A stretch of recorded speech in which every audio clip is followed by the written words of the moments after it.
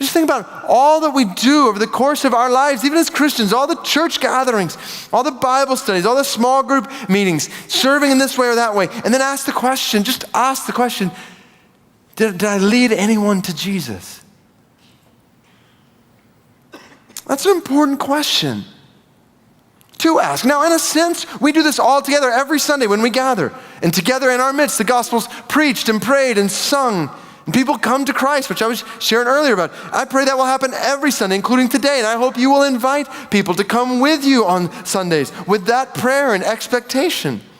But if leading people to Jesus is dependent on only what we're doing when we come into this building or other buildings at other campuses, then we're missing the point. Matthew 28:19 is definitively not a call for Christians to come, be baptized, and sit in one location.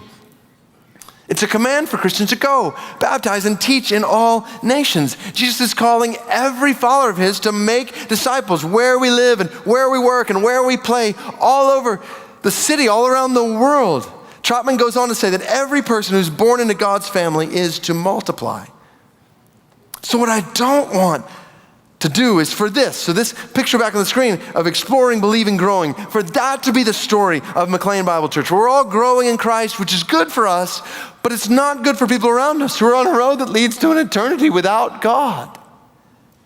What I don't want to do, what I don't think we want to do, is just have a bunch of programs and Bible studies and activities for us to grow in Christ. If we stop there, we miss the whole point and we actually disobey Jesus, which means we may think we're growing, but if we're not multiplying, then we're not actually growing. We're just convincing ourselves that we are with more Bible knowledge while we disobey the one thing Jesus has told us to do before he left the earth.